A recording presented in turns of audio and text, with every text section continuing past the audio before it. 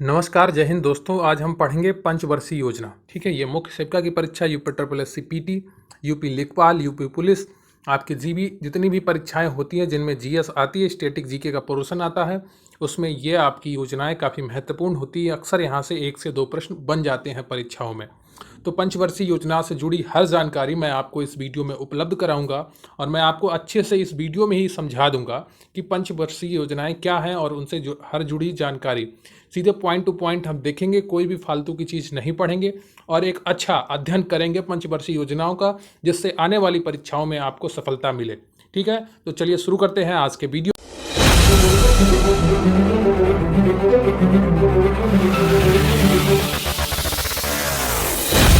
को। लेकिन उससे पहले मैं आपसे रिक्वेस्ट करूंगा कि आप वीडियो को लाइक कर लें, चैनल पर नए हैं तो उसे सब्सक्राइब कर लें। आपके कमेंट बहुत ही महत्वपूर्ण होते हैं, तो उन पर अपनी राय ज़रूर लिखा करिए वीडियो देखने के बाद। अगर आप मुख्य सेविका से रिलेटेड कोई प्रश्न है तो आज कमेंट में ज़रूर लिखें। मैं आपके कमेंट को जवाब आपका वीडियो बना कर दूंगा। तो आपका मुख्य सेविका से रिलेटेड जो भी कमेंट है वो कमेंट बॉक्स में ज़रूर लिखें। आप जो भी पूछना चाहते हैं, जो भी प्रश्न है वो कमेंट बॉक्स में आज जरूर लिखिएगा। और टेलीग्राम चैनल पर आप वहाँ ज्वाइन कर सकते हो, वहाँ पर आपको पीडीएफ और फ्री कंटेंट मिलता रहेगा। तो टेलीग्राम चैनल पर आप क्विक रिवीजन क्लासेस ज्वाइन कर सकते हैं। ठीक है, इसके अलावा आप QRC हेल्प सर्च करके टेलीग्राम पर QRC हेल्प, ठीक है, QRC हेल्प सर्च करके टेलीग्राम चैनल पर हमसे हेल्प ले सकते हैं, मुझे डायरेक्ट मैसेज कर सकते हैं। ठीक है, सब लोग टेलीग्राम ऐप इंस्टॉल कर लीजिए।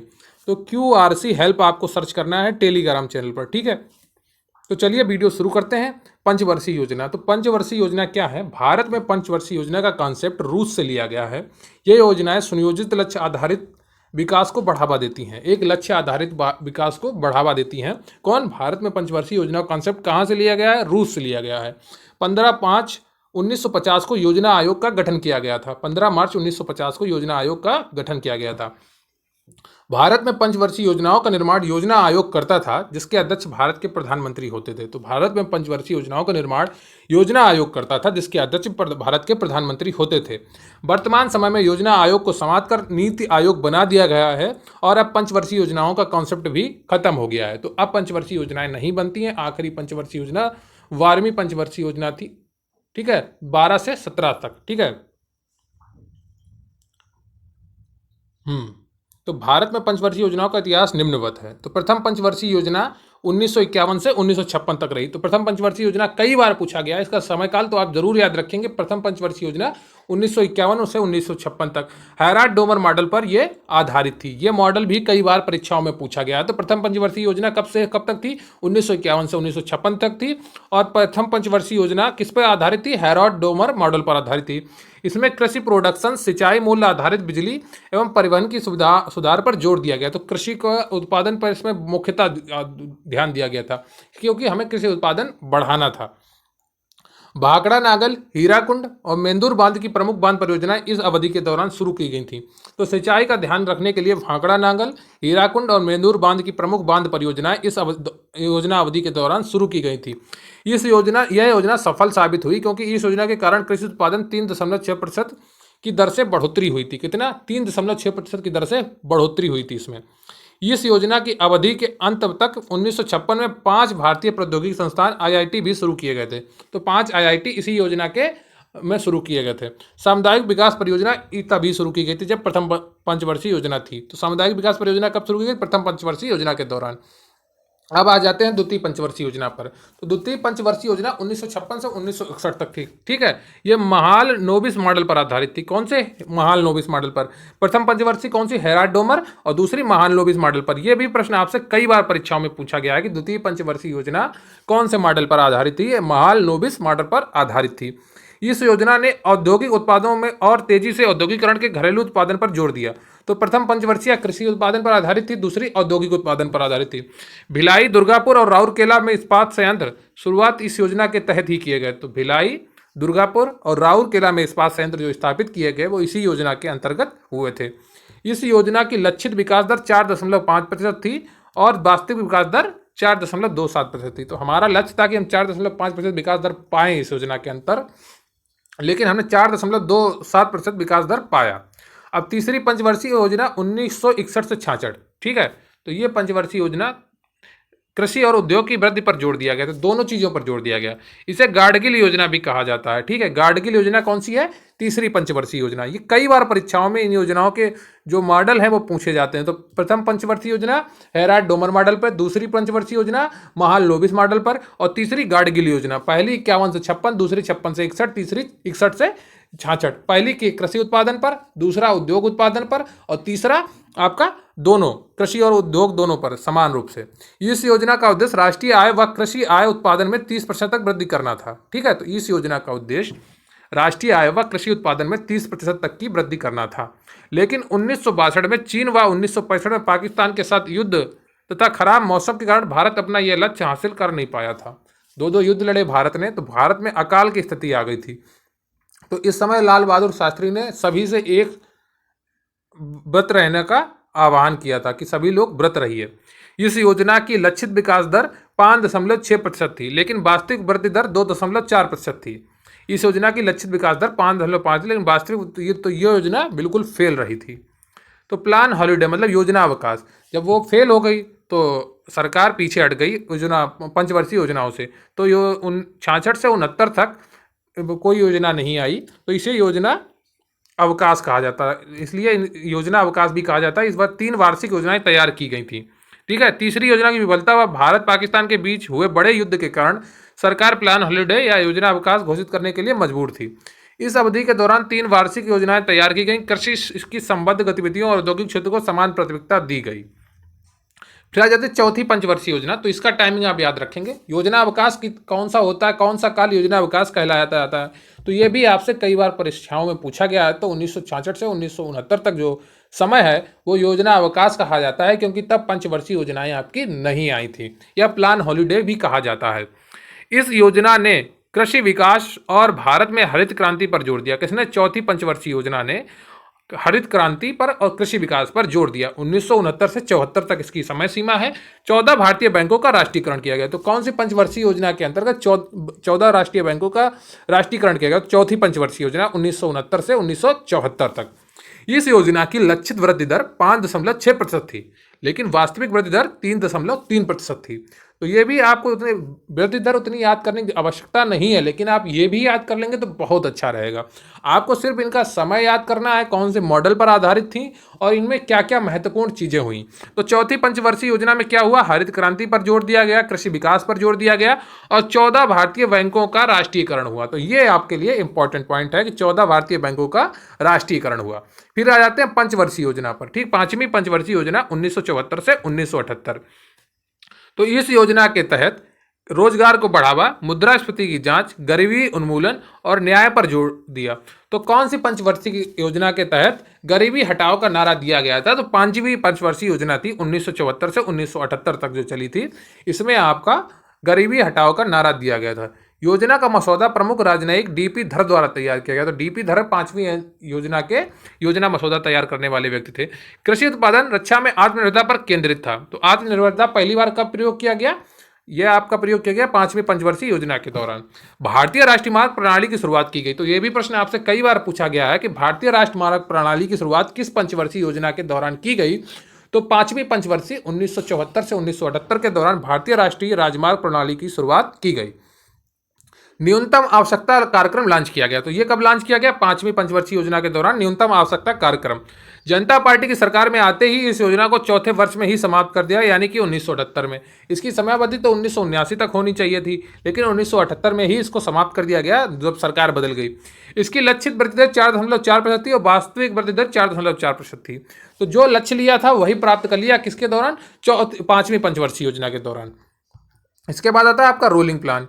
तो जनता पार्टी की सरकार ने पांचवी पंचवर्षीय योजना को खारिज कर दिया और नई छठी पंचवर्षीय योजना 1978 से 1983 पेश की। इसके बाद राष्ट्रीय कांग्रेस सरकार ने 1980 में सत्ता में आने के बाद इस योजना को फिर से खारिज कर दिया और एक नई छठी योजना बनाई। पहली वाली योजना रोलिंग योजना के नाम से जानी जाती थी। रोलिंग प्लान का अवधारणा गुरनाल मिडल के द्वारा बनाई गई थी। तो रोलिंग प्लान की अवधारणा गुरनाल मिडल के द्वारा बनाई गई थी। तो छठी पंचवर्षीय योजना आपकी 1980 से 1985 मानी जाएगी। ठीक है, तो इस पंचवर्षीय योजना से आर्थिक उदारीकरण की शुरुआत हुई। किससे आर्थिक उदारीकरण की शुरुआत हुई? आपकी छठी पंचवर्षीय योजना से। तो इस छठी पंचवर्षीय योजना जो 1980 से 1985 तक थी, इससे आर्थिक उदारीकरण की शुरुआत की गई। यह योजना बुनियादी ढांचे में बदलाव एवं कृषि पर समान रूप से केंद्रित थी। तो बुनियादी ढांचे में बदलाव पर कौन सी योजना केंद्रित थी? तो छठी पंचवर्षीय।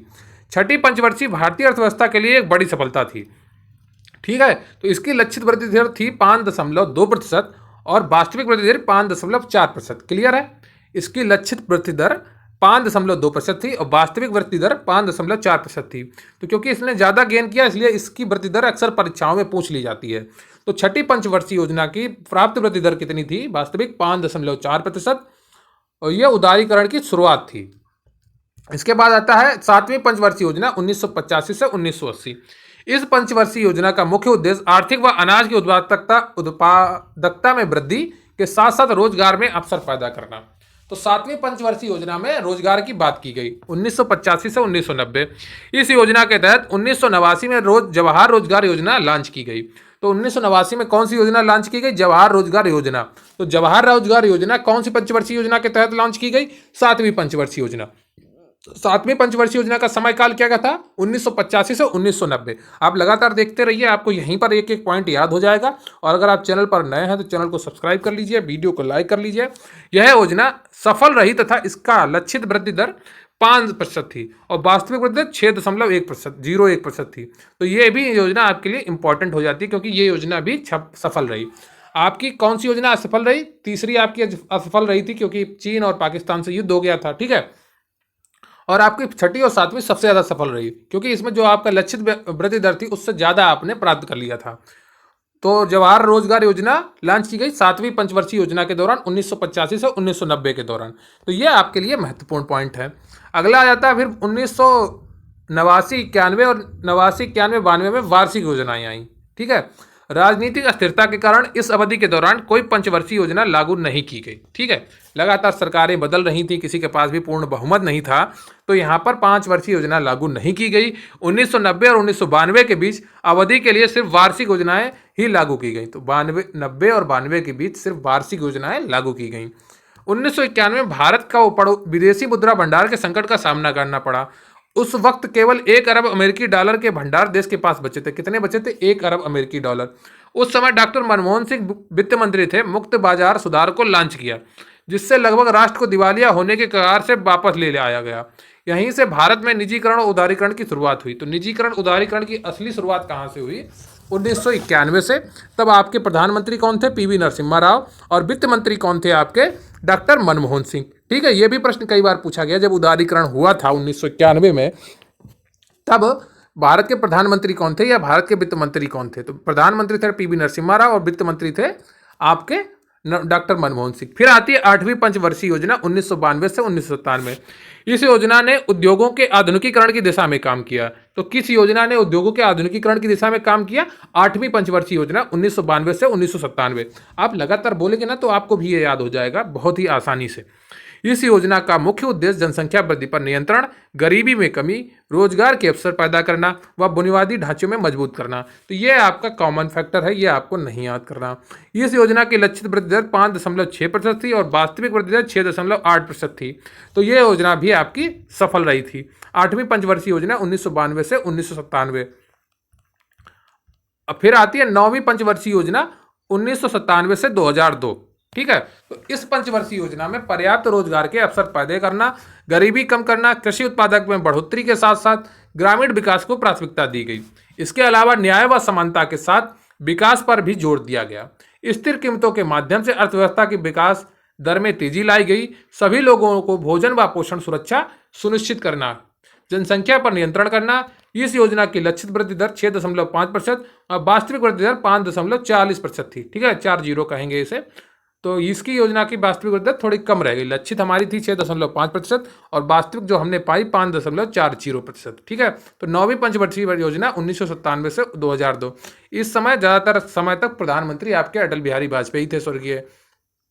फिर आते हैं 10वीं पंचवर्षीय योजना 2002 से 2007 तक। ठीक है, तो 10वीं पंचवर्षीय योजना में जीडीपी वृद्धि दर 7.7% रही। इस योजना का उद्देश्य देश में गरीबी और बेरोजगारी समाप्त करना था तथा अगले 10 वर्षों में प्रति व्यक्ति आय को दुगनी करना था। योजना के दौरान प्रतिवर्ष 7 से 5 अरब डॉलर के प्रत्यक्ष विदेशी निवेश का लक्ष्य रखा गया। 7.5 अरब डॉलर के विदेशी, यहाँ पर आप दशमलव कर लीजिए, ठीक है, अरब डॉलर के प्रत्यक्ष विदेशी निवेश का लक्ष्य रखा गया। योजना अवधि में 5 करोड़ रोजगार अवसर सदन सहित साक्षरता, शिष्यवृत्ति दर, वन विकास के बड़े लक्ष्य रखे गए। 10वीं पंचवर्षीय योजना को इस लिहाज से भी उल्लेखनीय माना जाता है कि भारत उच्च वृद्धि दर यानी ग्रोथ रेट के पटरी पर आ गया। इस योजना में 7.7% की औसत सालाना वृद्धि दर अब तक की किसी भी योजना में सर्वाधिक वृद्धि दर थी। लक्षित वृद्धि दर 8.1% थी और भारत वास्तविक वृद्धि दर 7.3% थी। फिर आ जाते हैं 11वीं पंचवर्षीय योजना। तो इस योजना का मुख्य लक्ष्य सकल घरेलू उत्पाद वृद्धि दर को 8% से बढ़ाकर 10% तक करना था तथा 12वीं योजना में इसे 10% बनाए रखना था ताकि 2016 तक प्रति व्यक्ति आय दोगुनी हो सके। राजीव आर्य योगी स्वास्थ्य योजना भी शुरू की गई। तो राजीव आर्य योगी स्वास्थ्य योजना किसके तहत शुरू गई? 11वीं पंचवर्षीय योजना के तहत 2007 से 2012, ठीक है। 70 लाख नए रोजगार के नए अवसर पैदा किए गए।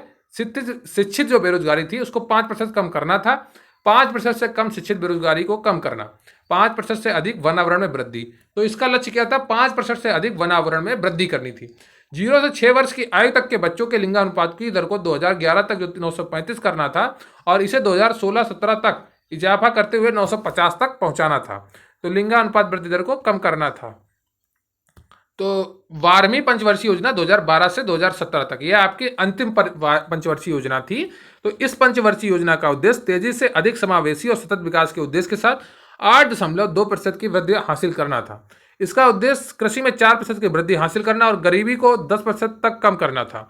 स्वास्थ्य, शिक्षा और कौशल विकास, पर्यावरण और प्राकृतिक संसाधन और आधारभूत संरचना विकास इस योजना के प्रमुख केंद्र थे, ठीक है। तो ये आपकी टोटल 12 पंचवर्षीय योजनाएं हो गई। तो आपको क्या क्या याद रखना है? आपको शुरुआत की 7-8 पंचवर्षीय योजनाओं की पूरी जानकारी याद रखनी। ज़्यादातर प्रश्न वहीं से पूछे जाते हैं। बाकी प्रश्न आपका पूछ लिया था, अंतिम पंचवर्षीय योजना कौन सी थी, अंतिम 12वीं पंचवर्षीय का समय क्या था, ये आपसे समय काल पूछे जा सकते हैं। लेकिन आपसे क्या पूछा जाता है? योजना अवकाश कब था? तो 1966 से 1969 तक था, ठीक है। पहली पंचवर्षीय योजना का समय अवधि क्या थी? तो 1951 से 1956 थी। पहली पंचवर्षीय योजना किस मॉडल पर आधारित थी? तो हेराल्ड डोमर मॉडल पर आधारित थी। पहली पंचवर्षीय योजना पर किसके विकास पर ध्यान रखा गया? तो कृषि के विकास पर ध्यान रखा गया, ठीक है, कृषि उत्पादन बढ़ाया गया। दूसरी पंचवर्षीय योजना किस पर आधारित थी? तो महालनोबिस मॉडल पर आधारित थी। इसकी समयावधि क्या थी? तो 56 से 61 थी, ठीक है। तो और कौन सी पंचवर्षीय योजना फेल रही? तो तृतीय पंचवर्षीय योजना फेल रही, असफल रही, ठीक है। क्योंकि क्यों असफल रही? क्योंकि इस समय हमारा चीन से लड़ाई हो गई, पाकिस्तान से लड़ाई हो गई और देश में खराब मौसम की वजह से अकाल भी पड़ गया। तो इस तरह आपको हर पंचवर्षीय योजना याद करनी है। रोलिंग प्लान कब आया? तो 1978 से 1980 तक रोलिंग प्लान आया, ठीक है। तो ये आपको याद करनी है। कौन आर्थिक उदारीकरण पूर्ण रूप से किस पंचवर्षीय योजना में पाया गया? तो उसका आपका था छठी पंचवर्षीय योजना था शायद 1991 से, एक सेकेंड में देख लूँ, गलत नहीं बताना है आपको। तो आर्थिक अधिकरण आपका 8वीं पंचवर्षीय योजना के तहत, ठीक है, ये वार्षिक योजनाओं के तहत पाया गया था, ठीक है। आर्थिक जो वार्षिक योजना 1991 में लाई गई थी और 92 तक जो चली थी। वार्षिक योजना 1989 से 91 और 91 से 92, इन योजनाओं में आर्थिक उदारीकरण लाया गया था। तो कई बार आपसे पूछा जाता है कि वार्षिक योजनाएं कब आई थी? तो 1989 से 91 और 91 से 92 तक आई थी। तो ये आपकी महत्वपूर्ण पंचवर्षीय योजनाएं थी। यहाँ से जो भी प्रश्न बनेंगे उनका पूरा एक एक कंटेंट मैंने आपको पढ़ा दिया है। कोशिश करता हूँ, आप उम्मीद करता हूँ कि आप इसका नोट्स बनाएंगे और अच्छे से याद करेंगे ताकि आपको आने वाली परीक्षाओं में सफलता मिले। आपका कोई प्रश्न हो तो जरूर कमेंट में लिखिए। अगर वीडियो आपने अंत तक देखा है तो जय हिंद जय भारत जरूर लिखिएगा। और आपसे एक प्रश्न और है कि लोकसभा की प्रथम महिला स्पीकर कौन थी? ठीक है, लोकसभा की प्रथम महिला स्पीकर कौन थी? महिला स्पीकर, ठीक है, महिला लोकसभा प्रथम महिला अध्यक्ष कौन थी? यह आपको कमेंट करके लिखना है। प्रथम महिला अध्यक्षा कौन थी लोकसभा की? यह आपको कमेंट करके लिखना है। अगर आपने वीडियो अंत तक देखा है तो जय हिंद जय भारत जरूर लिखिए। और ये आपकी पंचवर्षीय योजनाएं काफ़ी महत्वपूर्ण थी जो आपकी परीक्षा की दृष्टि से बहुत ही ज़्यादा इंपॉर्टेंट है। तो थैंक यू वेरी मच। जय हिंद जय भारत।